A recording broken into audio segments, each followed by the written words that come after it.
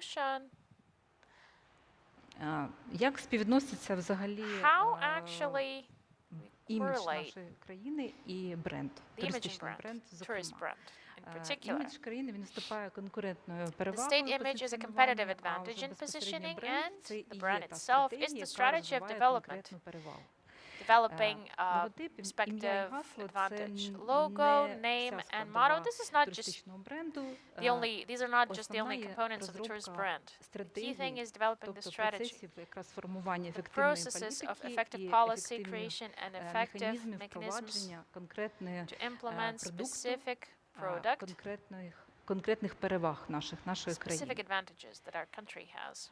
Тут я хотіла би зазначити, Here I'd що like таке to note завдання what бренду. actually is a task of the brand. With With the help of the adequate tourist products комунікаційної турботи, and про позитивний досвід та враження туристів, ми послідовно сформували образ надзвичайно цікавої країни, our image, so we need to have this step-by-step process of creating the positive image of the country people would really like to explore, and the strategy of branding, the process of stage-by-stage decision-making and how to promote the brand.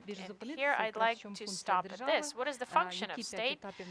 5 stages that need поступовими, але циклічними. Чому циклічними? This is a cyclic process. I'll tell you in the very end why it is. The first stage is evaluating the current promotion strategy. There must be a survey for the locals, for the tourists and foreign ones, for experts. Why do we need it? For us to have this specific understanding, then pick the strongest images, the strongest characteristics. This will be the background of the future strategy. Then at the second stage, the content of the brand. The content starts with the following. We identify the mission of the strategy. It's clear, so we associate it with the success and something positive and attractive. So our mission, what is there? We may understand that we achieve the goal only when we have more tourists, more foreign investment, more publications and more positive feedback about Ukraine. Відвідування країни. So, more visits to the country. We then can understand that our strategy is implemented. And the methods, the most effective methods that we have in the world, advertising and propaganda. Advertising, we may have it the use of various media, magazines, radio, TV, and we have the digitalization process in the country, internet resources, yes, primary ones. And propaganda via the target audience that we define at the first stage, locals I mean, foreign and internal tourists, tourist experts, and of course the supporters of various types of tourism. Business tourism, it's really interesting, yes. Business tourism, okay. Do we have a model of how to combine cultural and tourist products? In such projects, if we talk about event tourism, event tourism is the synergy of the cultural product, like, okay, when you have a festival, yeah, absolutely, event tourism. I just wanted to tell you about the third stage. At the third stage, we specifically use a couple of mechanisms. First one, creating national network of tourist centers, where we have regional centers, participation in international events like fairs and exhibitions, and of course, інтернет-ресурсів, що суб'єктів туристичної діяльності, також і всі туристичної діяльності, висвітлення presenting the activity of the subjects of the tourist sector. And at this stage, what is really important to have the synergy of culture and tourism. Why? Because we have so many objects of cultural heritage, nice films are shot, interesting locations, so we can show Ukraine to the world, and it will be more familiar, we'll have more visits, and that is how we shall achieve those goals that I mentioned. Super goal. Fourth stage. This will be the function of the state agency in tourism development, implement the policy, assess, monitor the previous 3-stage results. This will be a systematic work. We may correct the plan on the process, update it, something shall be removed. The most important is the 5th stage, when we in general we evaluate the whole strategy. And we understand, like, did we manage to achieve results when we formed the mission and when we defined the tasks? If not, we go back to stage 1 and start from the very beginning. Then we start working with statistics. Okay, Ms. Larissa, I offered to go to the 4th stage. Maybe to ask then the head of the state agency on tourism development what they think about the tool on promoting the tourism. Наступне в нас безпосередньо йде інформація, яка пов'язана саме з тим, що і It's related to how and what is the state agency of tourism development is doing.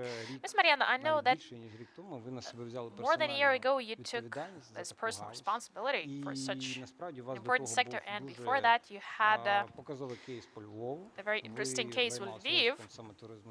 You were developing tourism in this destination, and as far as I know, you have a lot of dynamic projects today in related to tourism. State agency together with stakeholders, not just with the state subjects, but with specialized associations. So I have a question.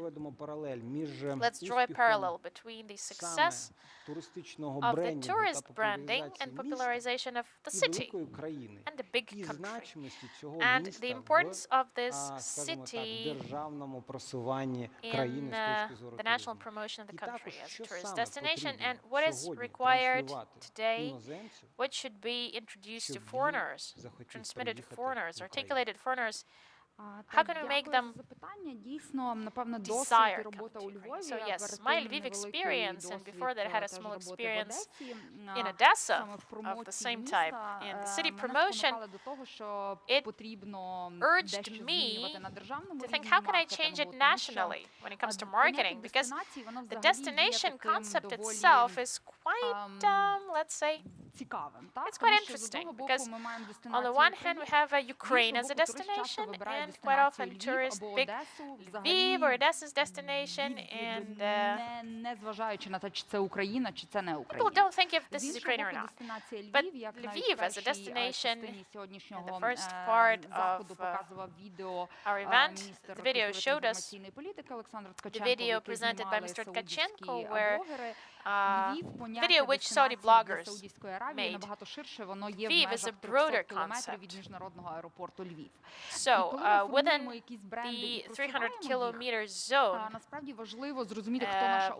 next to the International Lviv Airport, who are the audience? What we sell it to the audience. This should be clear. Just to continue with the first part of the event, when the branding expert told us that it's important to promote the country and use the budget for it into areas that should be done, tourism and investment, because in general the image of the country is being formed quite often regardless of what we do. We can't invest in image itself. Marketing campaign and comprehensive approach, this is one of the key issues for me. The key issues for the key priorities for the state agency. I don't want us to be superficial. I don't want just us to make a video, show it at BBC or CNN and say, oh, this is marketing. No, this is not national marketing. This is just imitation. Imitation game. Marketing a state, it requires BBC and CNN videos, targeted advertising for specific audience, and for a specific city. And the work of bloggers who try to use their content to popularize Ukraine, this is a broad circle. Many things are there, respectively. I just wanted to show you on the slide we have state bodies and PPP, public-private partnership. We use the Visit Britain concept when a state is fully responsible for the state marketing, but we need to use PPP concept, of course, because this will allow us to expand the circle of stakeholders and participants. Destination Destination management and marketing is not just advertising, is a big part of it. It's a huge pool of expertise, because the expertise that we have on popularization of location, if a tourist comes and he or she is dissatisfied, the feedback is a part of our marketing. The experience that we give to tourists, clean cities, hospitable cities, safe cities, this is one of the parts of the marketing. And when we talk about funding, it's really important for the state to do it. Almost 100% we understand that this is a state budget, but we still cooperate with the air companies, creating their content, public organizations, civic organizations, associations with their content, but they are the part of this one big promotion flow that state is doing, state is providing. We work with bloggers, with various projects, for those things we do to be visible. This communication is really important for us. And it truly should be 360 degrees. Use this principle. If we just launch advertising in one source, well, it will not be perceived by tourists. Therefore, we understand that we have some traditional means like media, magazines, publications, social advertising, ambassadors, festivals, product placement, and we have online sources involving the key media and partners and other digital marketing means. So, as Larissa mentioned, this later is evaluated with certain KPIs. Statistics is one of the priorities. In 2021, 1/3 of our budget will be spent on research and surveys, high scale. For the first time, we will tell you who is Ukrainian tourist, how much does he spend, what this person picks, and so on. Just to sum up, the experience of cities is of huge importance for us. It's important to cooperate with cities, for example, Lviv, Odessa. Today we move in the very same direction, and we try to promote these locations, because today for foreign tourists, we need to be we have only 5 destinations ready for foreign people. Kyiv, Lviv, Odessa, Karpaty. Carpathians and Chernobyl. Okay, Chernobyl. Yeah, we'll have Chernobyl, of course. We'll talk about it today. Everything else should be developed for internal tourism. We have this Travel Ukraine project, and we want to ask our tourists to take any kind of transport, go out Cherkasy region, Chernihiv, Poltava region, just to get familiarized with their country. Lviv did it as well. In 2006, they marked their 750th anniversary. At that moment, Lviv was not ready for a huge flow of internal tourists, and people left the city with quite neutral impressions, and still, it was a lesson for us, and we will move this forward. So our plan for this year, creating the content, video, photo, promoting it, so paid popularization for targeted audience. Okay, as far as I know, the state agency still wants to create this national organization to take care of the promotion. Tell me, please, shall we get something in 2021? Yes, there will be a push, but the National Tourist Organization is just a format. We don't have this proper legal format. So first we need to have a law on such organization, but in the law on tourism, of course, there will be a background for its establishment. I think 2022, yes, definitely we'll manage to establish this organization to involve private funds apart from the state ones. And the procurement procedure. Presura does not work very well for international marketing. Okay, so we move forward. You all saw this big number of cool videos. Okay, about travel vlogs, celebrities, but actually we have here today a very experienced traveler. I'll call him an author of great shows, a person who knows a lot about Ukraine. Evgeny, Ukraine is like a book that you've read for so many times. your project, it's better to stay at home. Okay, you had all this, and something will be there. So what I see, because I have a small vlog, and we try to make some videos there, but recently, mostly what is showed, not just beautiful locations, but real people who live, who make money, who are trying to create some handmade stuff, who are into crafts. This is mega popular. So, you know Ukraine very well as a tourist, yes? As a tourist destination. What would you show to foreign tourists? Imagine a person coming to Ukraine. What is your top 5 attractions? Destinations or locations or what? Just okay. Create a route. Okay, maybe you'll first feed the person, then you'll take the person elsewhere. Okay, a person has 3 days. And by the way, we have a tourist agency. Later, they will tell us if it was correct.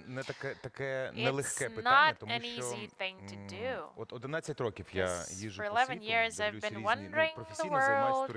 I've been a professional tourist, let's say, and for 3 years I've been making videos about Ukraine. And we started our conversation with COVID-19, and it's like not really well, but I think that for Ukraine it's the opposite.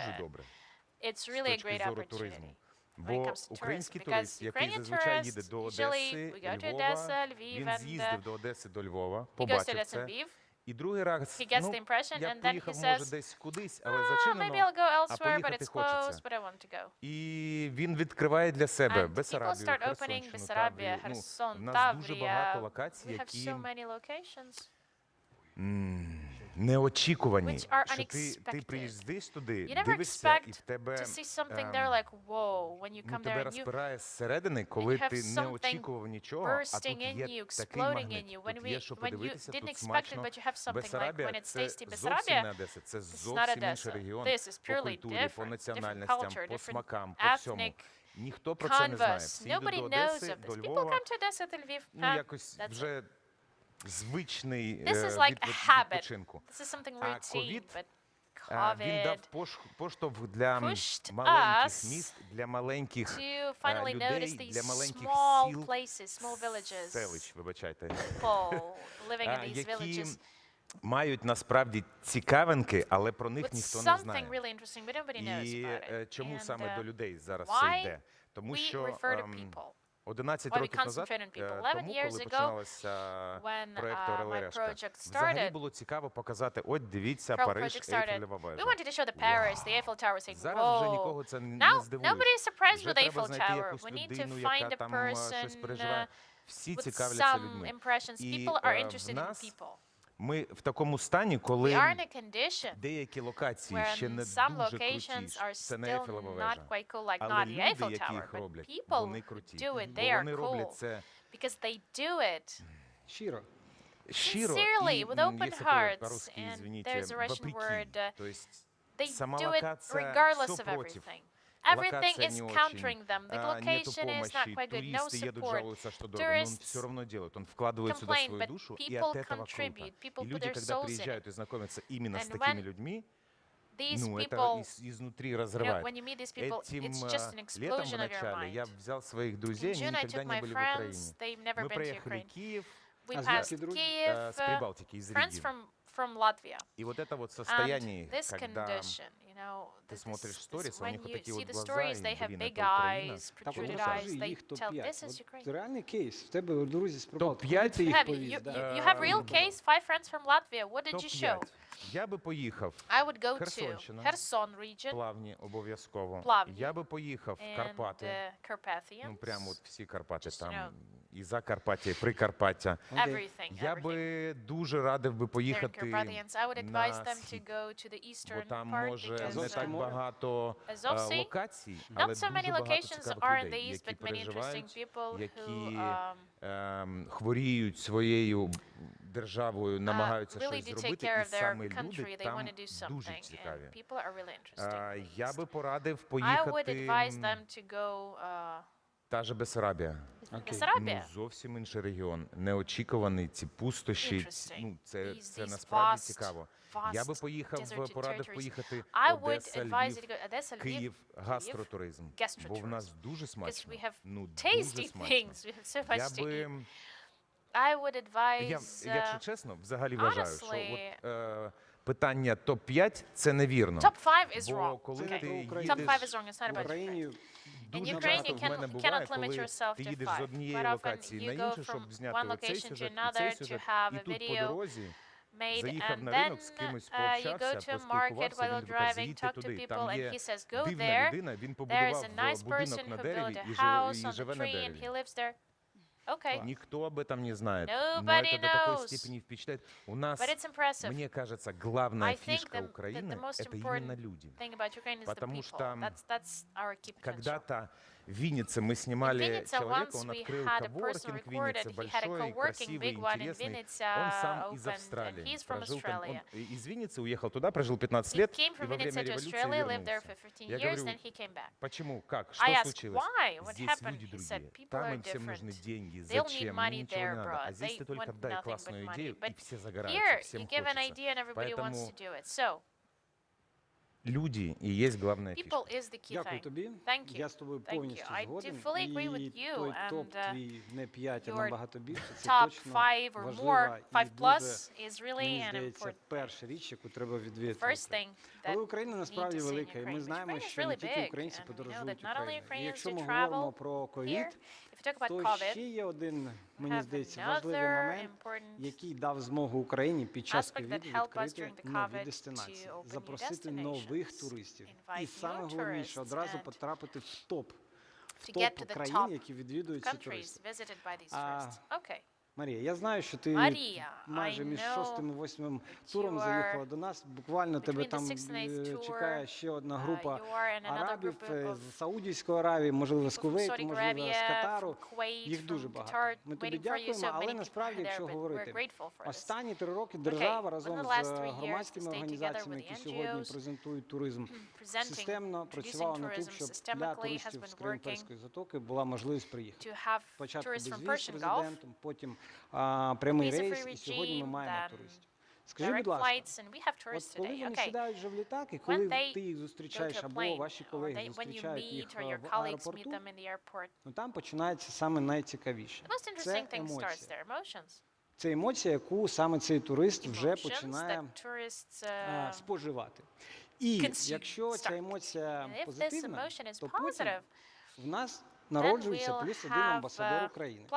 Потім цей турист може розказати про цей маршрут. Запитання. Скажи мені, що саме туристів з арабських країн, яких, до речі, багато, і ми всі бачимо, що це не зйомки якогось там фільму, це реальність, що вони реально витрачають чималі гроші. Що їм подобається в Україні? Чи пристосована Україна сервісно для прийому цих туристів?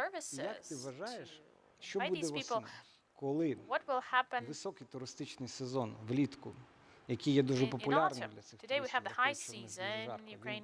трохи знизиться? Хто до нас буде їхати? І як нам саме їх приваблювати? Дякую за таке велике запитання. Все ж таки я хочу почати з того, що повертаючись до початку сьогоднішнього форуму, я б хотіла об'єднати його назву щодо просування бренду України у світі і нашу саме панель туризму як одного з інструментів цього просування. Я дуже погоджуюся зі спікером Саймоном, який сказав, на мою думку, найправильніші речі, що найефективнішим є те, що ви віддаєте світу як держава, що ви транслюєте та чим збагачуєте світову спільноту. І ось саме в цьому контексті я б хотіла відзначити найважливішу роль в'їзного туризму. Тому що в'їзний туризм – це досвід, це емоції, це знання, це незабутні враження, які отримують іноземці, які подорожують в Україну. І мені б дуже хотілося, дуже правильне трактування наразі має Рада експортерів та інвесторів України при Міністерстві закордонних справ, що в'їзний туризм – це є експорт українського туристичного It's продукту. about exporting Тобто Ukrainian та tourist галузь, яку product. потрібно The підтримувати. sector that should be І, supported. власне, саме це ми And спостерігаємо з that's what країнами we Перської see with the затоки. Persian Gulf Повертаючись states. до твого питання, Антон, Coming back так, to your їх question, дійсно Anton, дуже yes, багато, в цьому ми вже всі many people we переконалися. have in Ukraine today. Безліч інтерв'ю, безліч Loads and досліджень, loads of статей на цю interviews тему. and articles Ну, and відповідаючи research на we have. питання, чи подобається їм, Answering the ну, question, do звичайно, they like it? подобається. Ми Yes, бачимо, they що do. рейси We can see заповнені, that full sale в готелях, planes are full sales in раш і такий, hotels, rush and скажімо, so on. ажіотаж, який би мені особисто, як A lot of представнику enthusiasm. Асоціації в'їзних туроператорів For me, в as a Україні, representative як of the людина, яка association, дуже в цілому as a вболіває person who за really розвиток України як wants туристичної Ukraine to дестинації у develop світі, мені as б a дуже tourist хотілося, destination, I would щоб ось really цей like зараз стан, this він був для нас situation that we have today. нормальний. І I would really love this to become a routine. Ми маємо йти до такого We стану, що have сезон to в Україні reach має бути саме this такий. goal. І не This тільки is за what the tourist season should look like in рахунок країн Ukraine. Перської затоки. Not thanks to Persian Gulf states. Повертаючись до того, що їм Only. подобається. Так, до речі, What they love, кейс з by the way, країнами Перської затоки, the case with the це Persian дуже Gulf класний states, кейс, this is як really a nice все case. ситуативно спрацювало How на країну, everything на нас. worked for Дійсно us, вольове рішення, for our дуже вольове і benefit. правильне A рішення. very correct decision was made Лібералізації, to відміни liberalize віз, the visa regime, миттєві cancel перемовини visas, стосовно налагодження прямого very quick negotiation on авіасполучення. how to get this Звичайно, direct зіграла flight. роль того, Yes, що of course. Саудівська Аравія, ну як Saudi номер один серед Arabia країн is Перської number затоки, one вона among дуже the довго Persian була Gulf закрита до states. травня It місяця was поточного closed року. for І вони в so цілому long by дуже May, сумували за and подорожами. they Ну, missed як ти сказав, traveling, дуже and правильно, в них again, дуже спекотно, і вони в it's very цілому hot right now in літом Persian Gulf подорожують. states. І всі That's why зірки they стали travel над in Україною. summer, and Від чого вони шаленіють? it was the best Саме thing for кажу, us. шаленіють, бо They це go дійсно так. mad. І для What нас це makes them така go mad? ейфорія бачити задоволені обличчя And for us, абсолютно it's різних really nice сегментів, to see the починаючи від satisfied honeymooners. faces, Чи starting могли from ми колись honeymooners. подумати, що Could we Україна ever буде think that такою Ukraine will be відомою such дестинацією для become such a honeymooners? Ті, які popular destination for подорожують до honeymooners? Парижу, до Those who usually go інших to європейських Paris and other столиць, їх зараз European безліч в capitals Україні. today, we Родини, have many просто of these. компанії. Families, Звичайно, номер один – це природа. companies, nature. Природа їх вражає, і Nature тому is ми розуміємо, що astonishing for дійсно them, and we існує їх understand it, мекка, point number one – The point це number one for them, Закарпаття, це Закарпаття, Буковель, які вже Буковель. жартуючи називають офіційним we already have a представництвом joke. This is the Саудівської official Аравії в Україні. diplomatic Друге, що spot, diplomatic дуже на нашу mission of користь, Saudi це Arabia. We have this joke. абсолютна, тотальна Second thing that works відмінність. for us, Для них ми it's настільки really особливі, opposite. We're наша so special. культура, Our culture аутентичність. is Ну, ви really, уявляєте, яка різниця we are між so authentic. їх Imagine this сприйняттям, difference їх between their світоглядом, perception and their їх mentality and буденністю ours. і між нашою. How Це different те, this що їх is. захоплює. This is something that І astonishes усе them. це разом And all this робить together, you know, Україну makes Ukraine щоденно ще every цікавішою day і it makes цікавішою. us even more and more Якщо interesting for them. щодо питання, що нам робити Regarding восени, your question, ну, what по-перше, ми всі дуже should we ми do дуже in autumn? We боїмося all are цієї осені. afraid of Звичайно, this всі autumn.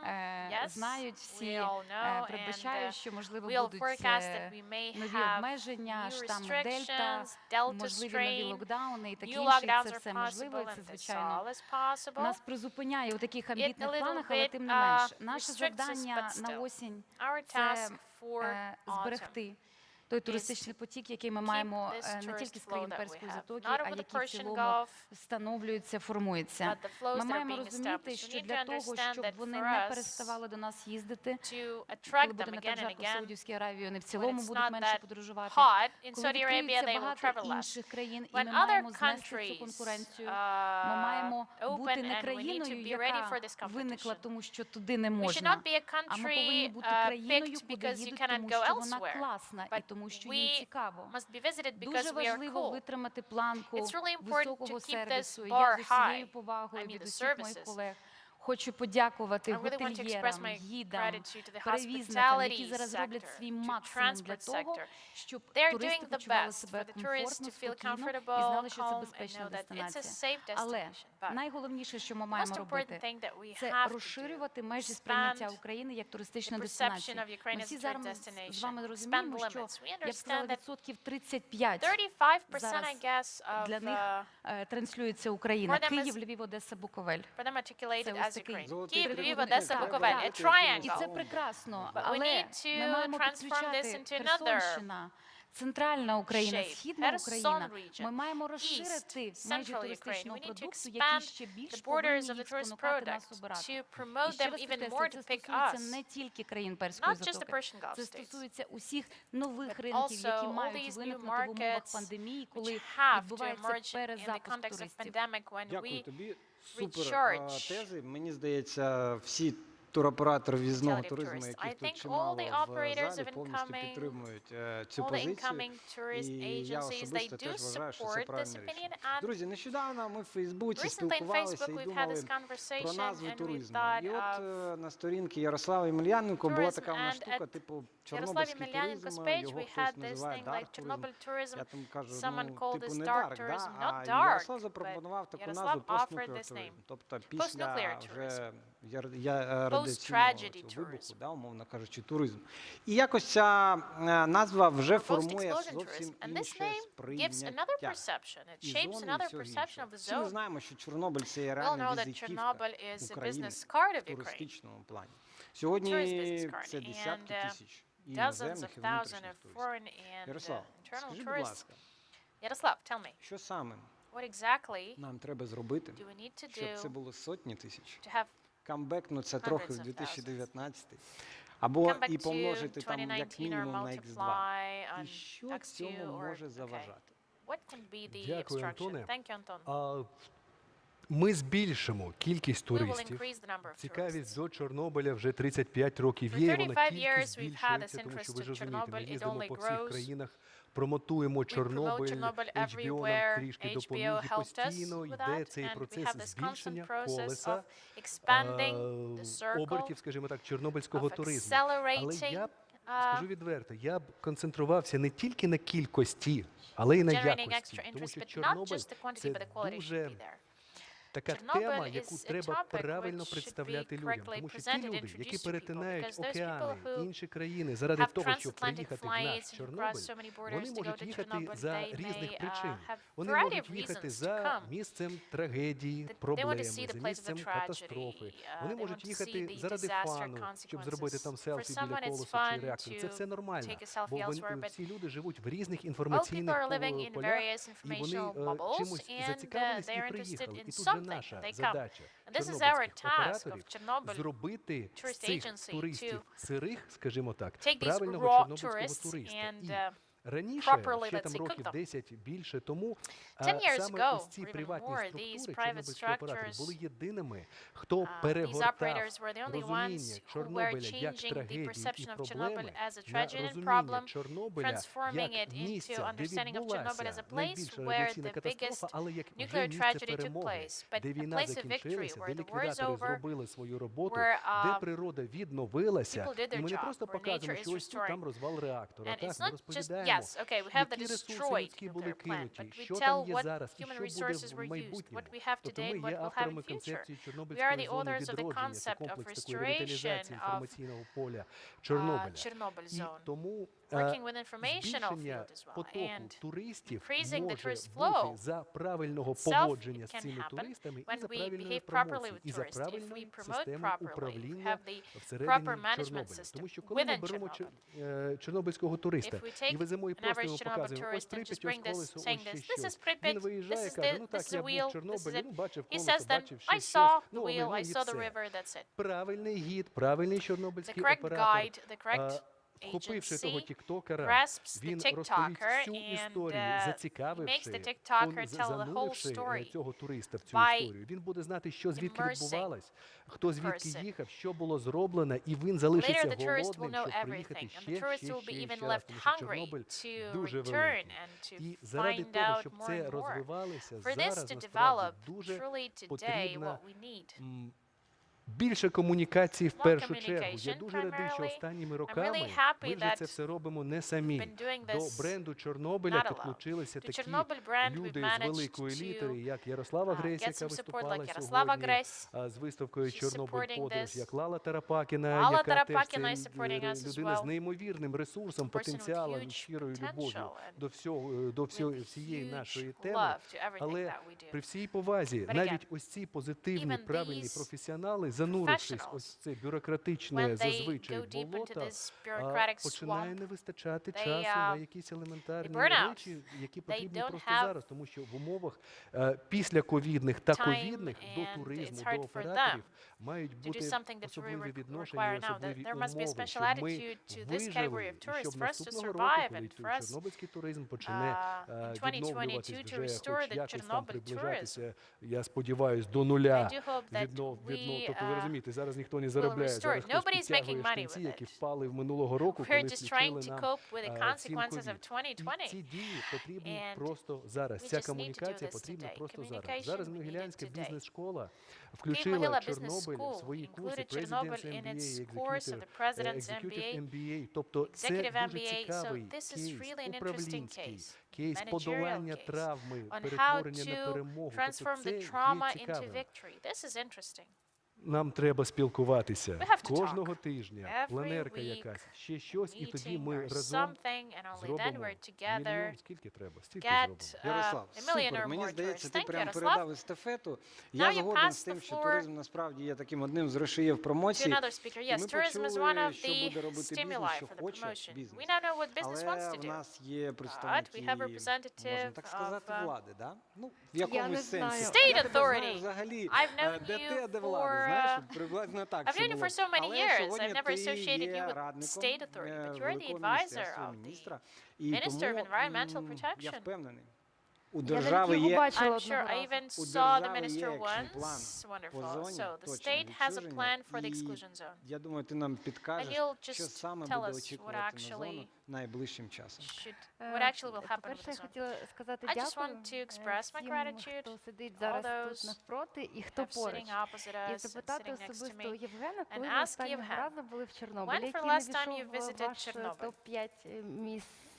Yevhen, it's not in your top 5. 4 years ago I've been there. Okay. I think you have to, you have to go there again. В кінці серпня я везу туди свого сина, бо він дуже хоче. Я пообіцяв йому, що перед школою ми поїдемо до Чорнобиля. Before the school year. How old is your son? 9? No, you can't. Sorry, you can't. Треба було не казати. Потрібно було 10. Дивись, 18. 18? 18 років. Взагалі, це дуже... Ти можеш йому записати фільм і показати? Це дуже крутезна історія, тому що навколо зони відчуження, навколо зони відчуження, ну це також дуже небезпечна штука. Якщо ми з тобою зараз заговоримо про віртуальні подорожі, знову включиться Ярик, який не спілкується з владою, і почнеться про віртуальні подорожі також. Дуже багато міфів навколо Чорнобиля. Дуже багато. Це потрібно деміфологізувати. Я сподіваюся, що Мар'яна Олеськів доєднається, допоможе нам це зробити професійно. І один з них, він стосується того, що чому завжди є відповідь, чому люди не їдуть в зону відчуження. Інколи вони вважають, що там просто місце про смерть, про негатив, про суворі спогади. Але там дехто вважає, що там радіація і це небезпечно. Хтось ще думає, що можна поїхати з дітьми. Тому ми будемо це брати до уваги, інформувати більше та краще. Хотіла запросити, у нас була, на жаль, виставка, яка в нас закінчилася буквально нещодавно, туди можна було прийти з дітьми, там були маршрути для дітей, і спеціальна така історія для дітей. Бо це є ініціація. І зараз з'явився такий тренд серед певної аудиторії привозити сина, саме сина чомусь, до речі. Саме у 18 років в зону відчуження, як таку ініціацію, це такий величезний урок безпеки, який буде мати значення для всього його життя подальшого. Ну, тобто я запрошую, приїжджайте. Дуже хочеться подивитись, як саме ви відреагуєте на відчуження зараз. Тепер, повертаючись до питання, ми спілкуємось, звісно, і дуже багато. І Ярик це знає. Але неможливо, коли ти прийшов в команду до влади, я все ще не звикла так себе називати, якщо чесно. Ну, неможливо за короткий час зробити щось революційне. Але зараз я period of time. Але всі очікують покращення вже сьогодні. We all expect to get some improvements. Yes. Насправді таке дивовижне вікно можливостей зараз у Чорнобилі. Коли я починаю говорити це, мене починає тремтіти голос, і я сама себе чую, наче трішки зі сторони. Тобто ми робимо зараз величезний проект відродження Чорнобиля, який ініційований Офісом Президента України. Він про відродження, так багато про це пишуть та говорять, невідомо, що за цим стоїть, я хочу розказати насправді. Це велика програма, яка має на меті просто перетворення Чорнобилю в те місце, яке можна пишатися і в усьому світі, і в Україні передусім, тому що це найважливіше – пишатися в Україні. Ми хочемо, щоб українців було навіть більше, ніж іноземців. Бо раніше це було таке співвідношення, якщо виправ мене там 85/15, не в нашу користь. Тільки нещодавно, останні 2 місяці, ця система, вона стала рівніша, і українців було більше за 2 місяці останні. Ну, є карантин, я все розумію, але все одно хочеться якусь позитивну новину. Так ось, ми зараз оголошуємо про проект «Чорнобиль збереження», яка основна мета якого – це повністю збереження і консервація Прип'яті, легендарних об'єктів Прип'яті, тому що можна привезти купу туристів і займатися на рівні країни тим, що ти залучаєш дуже багато людей, мільйон за рік, але важливо, щоб це було безпечно. Ми розуміємо, що в Чорнобилі хтось заходить в будівлі, хтось ні, когось зловили, когось ні, і це є величезна проблема, яку ми зараз вирішуємо також. Але безпека – це є головне.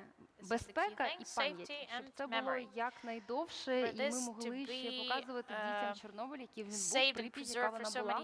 Тому це найперше консервація об'єктів Прип'яті і створення нових об'єктів, яких раніше не було. Це сервіс-пойнти для туристів у Прип'яті, де раніше можна було щось поїсти тільки в автобусі.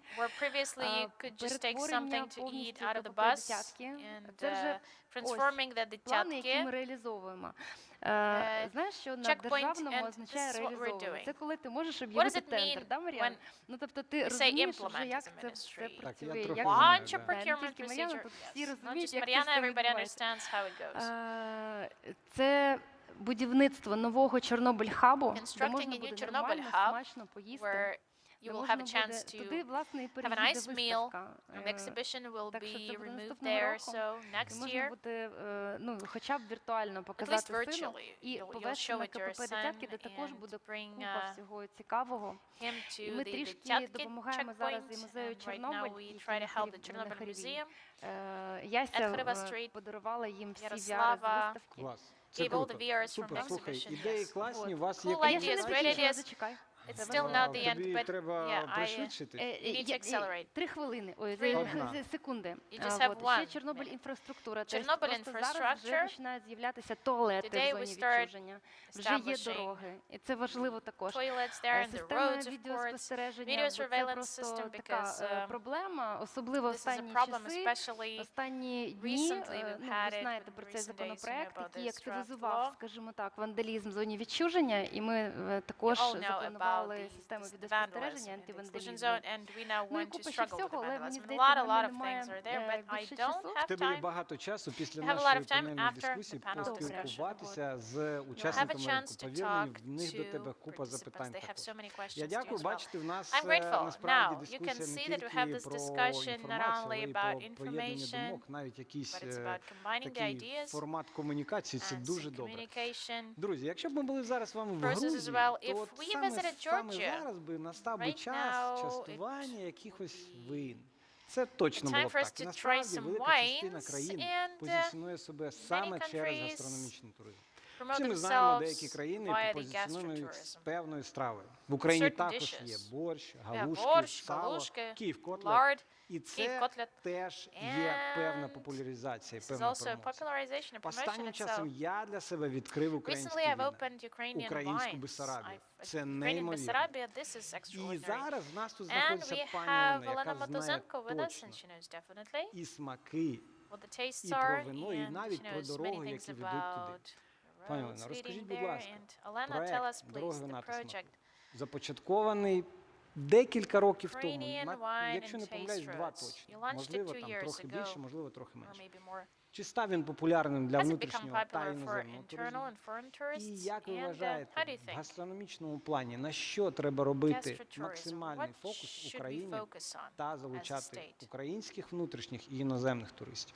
Так, наш проект був започаткований всього 2,5 роки тому за підтримки проекту Європейського Союзу, підтримка системи розвитку географічних зазначень.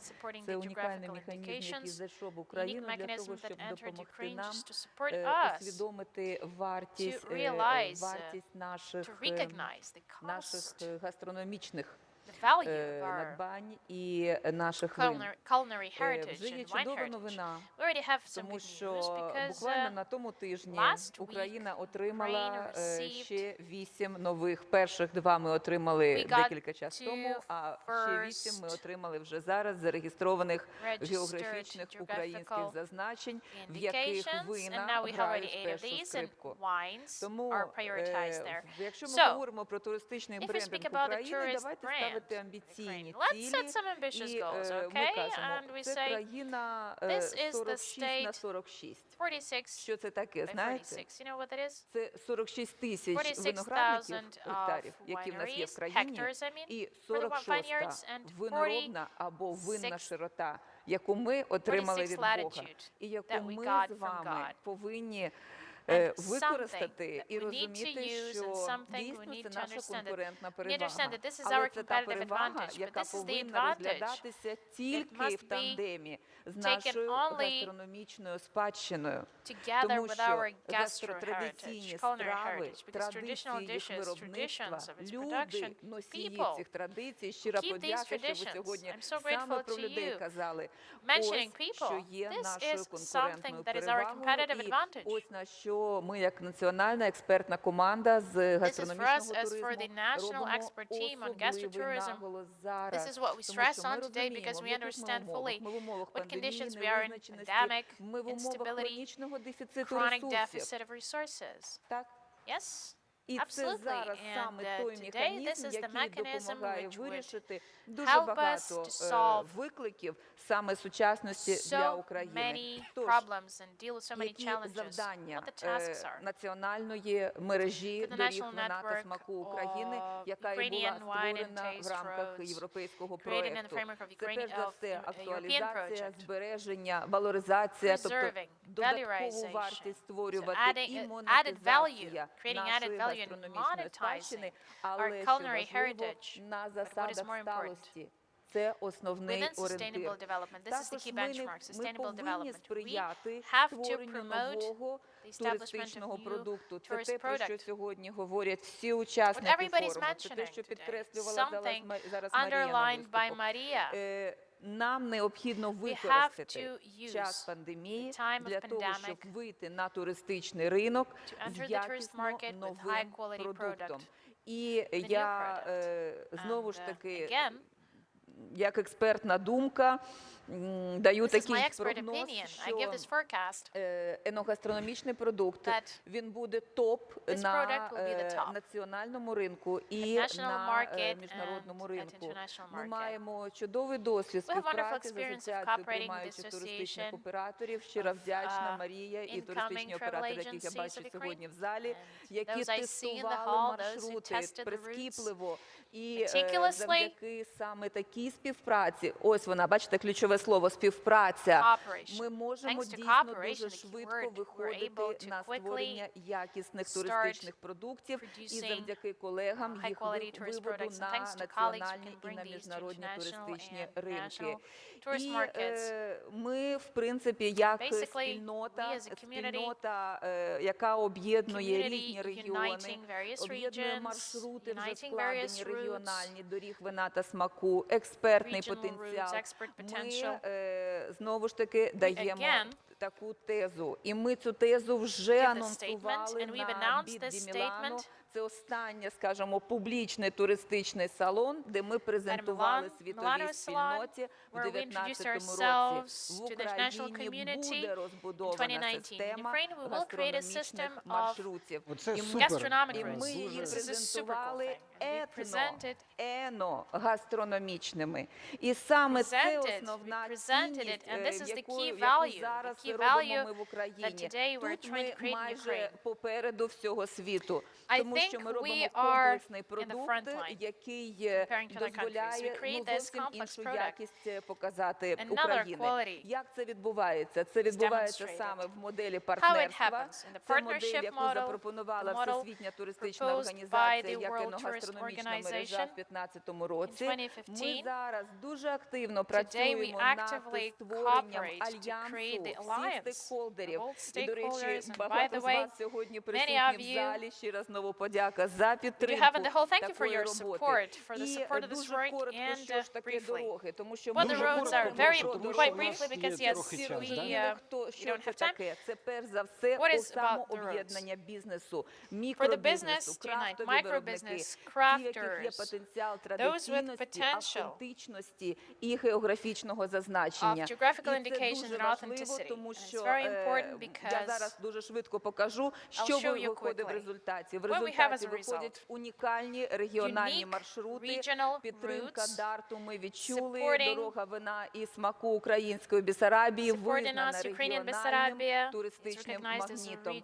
Ви бачите також, що відбулася також унікальна практика, дуже рідка в Європейському Союзі, це знакування повністю 900 кілометрів дороги прознаковані. І в цьому проєкті значна роль була вже мікробізнесу. Вони самі вкладалися в ці знаки. Дорога вина та смаку Закарпаття, чудовий регіональний маршрут, понад 360 кілометрів, яка об'єднує різних учасників, і дорога вина та смаку Херсонщини. Також подивіться, який насичений маршрут. Хто сьогодні згадував про плавні, будь ласка, дорогою вина та смаку Херсонщини, і ці маршрути там також є.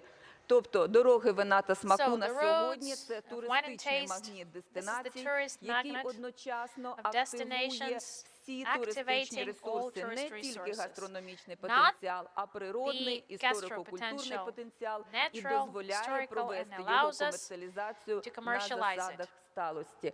Щиро дякую. І на закінчення ми, як експертна команда, дійсно тут на форумі, ми щиро раді, коли ми чуємо від вас фідбек по Бессарабії, по Херсонщині, тому що дійсно це тренд, створений за останні 2 роки. Шановні колеги, немає в Європейському Союзі таких темпів, немає. Ми унікальні. Тому головне, щоб ми були об'єднані, щоб у нас був спільне бачення процесу і стратегія. Дякую вам, дякую. Насправді це супер. Друзі, в нас, на жаль, час добігає до кінця, і я вам хочу сказати, що все те, що говорили наші спікери, все те, про що ми сьогодні з вами проговорили, це насправді про Україну, про туризм і про промоцію. Про найголовніший інструмент промоції – це туризм. І якщо ми говоримо про запитання, то якщо мені дозволять представники нашого ефіру, які ведуть запис, взяти одне запитання з зали, то я, можливо, надам йому нашому гостю. Але дуже коротко. Будь ласка, одне запитання, якщо можна. Ви можете сказати, зараз вам піднесуть мікрофон.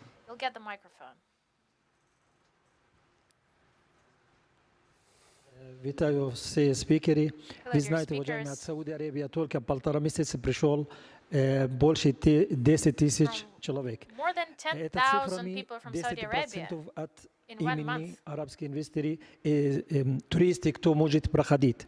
Мы в нашей встрече в офисе президента в июле мы в Укринформ тоже давно называли Украину для наших арабских туристов. Я хочу сказать конкретно, всегда мы сказали, показали Киев Одессы, Львив, какие они интересуют. У нас не хватит, кроме маркетинга, арабский язык. Много инвесторов нам звонит для украинской арабской дереварада. Хочет арабский маркет, арабские рестораны, арабские культурные центры. Мы готовы помогать для перевода. У нас есть в Тараса Шевченко прекрасные арабские факультеты, какие будут добавить. Кто может делать эту коммуникацию между студентами украинцами, кто знает арабский язык, и наши туристы. Это один. Второй, у нас есть маленькие проблемы для туристов. Кроме аэропорта, когда они не знают законы. В городе, когда, извините, есть в улицах Решеток, много людей украли от их деньги. Но есть какие проблемы. Мы готовы для как украинский центр диалога и коммуникации украинской арабской дереварада помогать именно на этот вопрос. Третий, у нас есть конкретные фирмы, туристы, арабы. Мы не прибыльная организация, мы украинская арабская дереварада не прибыльные. У нас есть связи с 22 стран, арабские страны, и у нас есть конкретные партнеры, кто хочет работать с украинскими фирмами для туристів в Україні. Дякую вам. Дякую. Насправді, мікрокоментар від Державного агентства. Ми почули вас. Я думаю, я від себе скажу, що після панелі ви зможете проговорити. Тут і туроператори в нас представлені, і представники влади. Буде час там трохи. Дуже коротко, з приводу, мені здається, мови. Ну, питання дійсно комплексне, тому що я про це часто говорю, що сьогодні арабські туристи, які до нас приїжджають, це і перемога, і виклик. Тому що тут ми дуже багато зусиль зробили всі органи державної влади, і бізнес, і громадські організації для того, щоб цього туриста сьогодні привабити.